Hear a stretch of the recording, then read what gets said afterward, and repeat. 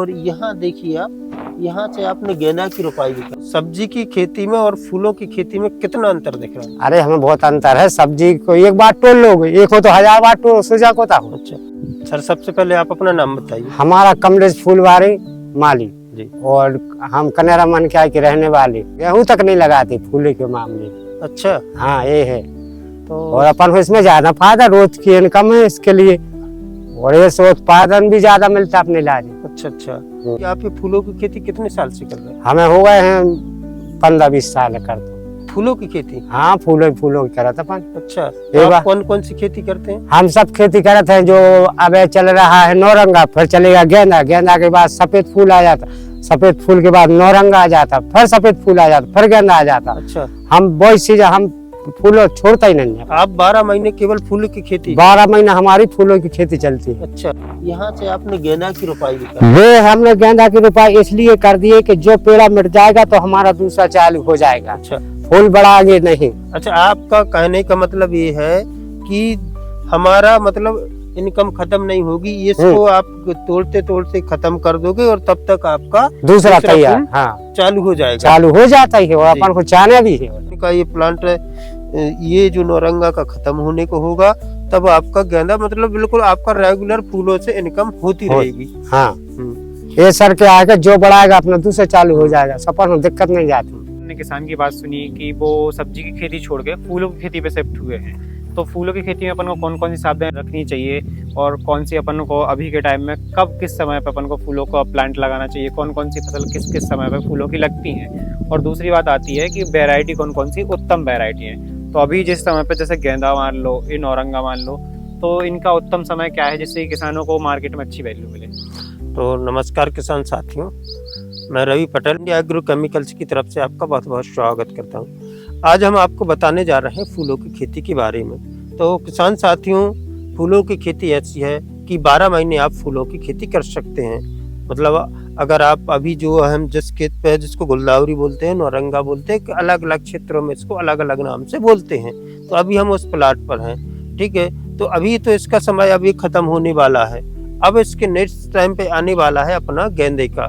तो गेंदे की हम आपको बताने जा रहे हैं कि आप अभी गेंदे की तैयारी कर सकते हैं। अभी गेंदे में जैसे मान लो इन किसान ने इंटरक्रॉपिंग करी है गेंदे की, तो अभी जो किसान भाई गेंदा की करना चाहते हैं या फूलों की खेती करने वाले हैं, सोच रहे हैं इस साल, तो उनके लिए कौन कौन सी वैरायटी सबसे अच्छी रहेंगी जिससे उनको बहुत अच्छा फूल मिले और अच्छा उत्पादन भी निकले? तो किसान साथियों, अगर वैरायटी की बात करें तो एक तो आती है अफ्रीकन वैरायटी, वो आपको सबसे अच्छी टॉप लेवल की वैरायटी मिलती है। दूसरी आती है आपको, अगर वैसी बात करें कंपनी की तरफ से, तो इंडस सीड कंपनी की आती है टेनस बाल और टेनस येलो और टेनस ऑरेंज, मतलब ये 2 वैरायटी आपको मिल जाएंगी। तो ये आपको अभी आप इन 2 वैरायटियों को चयन कर लीजिए। अगर अपन नर्सरी तैयार करना सोच रहे हैं तो नर्सरी अपन को कब तैयार करनी चाहिए और उसको किस तरीके से अपन बीज उपचारित करना चाहिए? तो देखिए किसान साथियों, बीज की बात हो गई, वैरायटी की बात हो गई। अब बात आती है कि अपन कब तैयारी करें गेंदे की। तो गेंदा की जो खेती वो आप कर सकते हैं 12 महीने। मतलब अभी आप देख सकते हैं कि इसमें भी इंटरक्रॉपिंग हो चुकी है।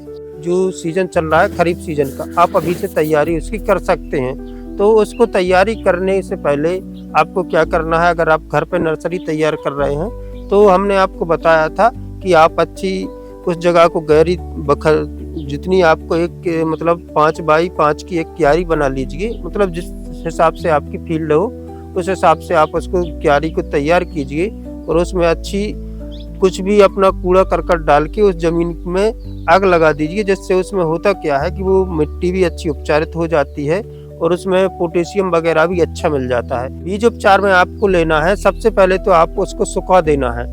लगभग आपको एक अच्छा खाली बर्तन ले लेना है स्टील का, उसमें आपको तेज धूप में सुखा देना है, ठीक है। उसके बाद आपको राइजोबियम से उपचारित कर देना है।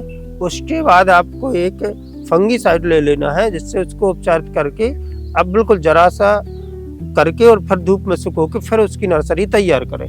को खेत में प्लांटेशन करते हैं तो उसमें क्या क्या सावधानी रखनी चाहिए, बेसल डोज में क्या रखना चाहिए, और एक और सबसे ज्यादा समस्या आती है कि अपन जब लगाते हैं तो उसमें रोग आ जाते हैं पौधे में जल्दी, तो उसकी अपन को जड़ किस तरीके से ट्रीटमेंट करनी चाहिए उसकी पौधे की?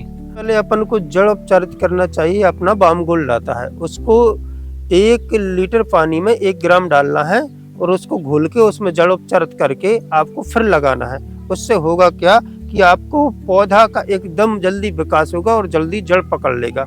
अब इसकी मृदा की अगर अपन तैयारी की बात करें तो सबसे पहले तो अपन को गोबर की सड़ी हुई 8 से 10 टन सड़ी हुई गोबर की खाद डाल देना है। इसके बाद अपन उनको डाल देना है पिप्रोनल, इसके बाद आपको डाल देना है सिंगल सुपर फास्फेट, इसके बाद म्यूरेट ऑफ पोटाश, इसके बाद अपना आता है साइनोवाल। और अगर आप बेड विधि से तैयार कर रहे हैं, जैसे कई लोग करते हैं कि आज ड्रिप का बहुत बड़ा मार्केट है, अगर ड्रिप इरिगेशन से कर रहे हैं तो आपको मल्चिंग लगाने से पहले इनको बेसल डोज में पहले डाल देना है और फिर उसके बाद आपको प्लांटेशन करना है। मुख्य रोग कौन सा है और उसके लिए अपन को कौन कौन से उपचार रखना चाहिए, क्या क्या इसमें सबसे ज्यादा समस्या आती है? तो इसका मेन मुख्य रोग होता है आपका है फूल का गलन, मतलब आपको अगर बोलें तो फंगल डिजीज।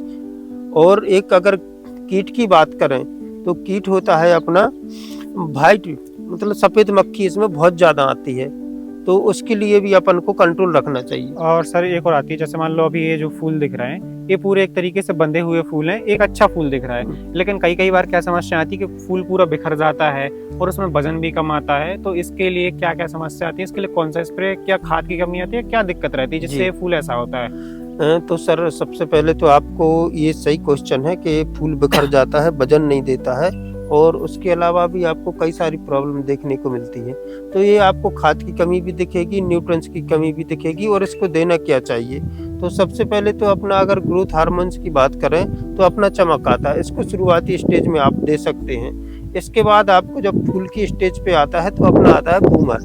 बूमर को आप तब भी दोगे तो ये फूल में वजन भी बढ़ाएगा और ये बहुत शानदार तरीके से आपका फूल की क्वालिटी को भी इंक्रीज करते रहेगा। इसके बाद आपको देना क्या है, अगर आता है इंसेक्टिसाइड। गेंदे के अंदर होता है एक लार्वा बोले तो एक सेमी लूपर भी बोलते हैं, जिसको कई हरी इल्ली भी बोलते हैं। तो उसके नियंत्रण के लिए आपको अपना ये चौकीदार और ये वाइट बीटा दोनों मिला के आपको 8 से 10 दिन के अंतराल से देते रहना। जैसा कि आप देख सकते हैं इस फसल पे इसका यूज हो रहा है, तो इसको आप देते रहना है। सर एक और क्वेश्चन है कि पौधे को जड़ें अच्छी विकास हो और पौधा में ब्रांचिंग भी ज़्यादा, फूल की संख्या भी अधिक आए और फूल में वजन भी आए, इन सब के लिए अपन को कौन सा खाद या कोई स्प्रे ऐसा कुछ एक स्पेशल चीज़ बताइए कि अगर सारे किसान भाई सारी तैयारी नहीं कर पाए हैं तो उनके लिए कुछ ऐसा कोई स्पेशल हो सकता है क्या, जिससे कि उनको मतलब उसी खाद में ज़्यादा कम लागत में अच्छा प्रॉफिट मिल जाए? बेसल डोज में अगर कोई खाद नहीं दे पाए तो आपको शुरुआती स्टेज में अपना आता है बाम गोल्ड को आप शुरुआती स्टेज में दीजिए। फिर उसके बाद आपको डायमंड देना है, फिर इसके बाद आपको 19-19 देते रहना है जब तक आपकी फसल में फूल मतलब कलियां बनना चालू ना हो जाए। सर देखो हर एक फसल अलग अलग तत्व चाहती है, तो अपनी जो फूल की फसल होती है, अभी जो नौरंगा गेंदा लग रहा है, तो इनके लिए कौन सा तत्व सबसे ज्यादा महत्वपूर्ण रखता है? जी, तो अभी अपना सबसे ज्यादा तत्व जो चाहता है ये होता है आपका म्यूरेट ऑफ पोटाश, क्योंकि ये इसको आप म्यूरेट ऑफ पोटाश अच्छी देते रहेंगे तो इसमें फूल में वजन आएगा और बंधा हुआ चला रहेगा और ये बिखरेगा भी नहीं।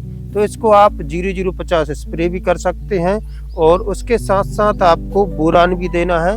बोरान क्या करता है, एक कलियां झड़ने से रोकता है, ये जो आपकी कलियां आती हैं वो झड़ने से भी बचाने को रखता है।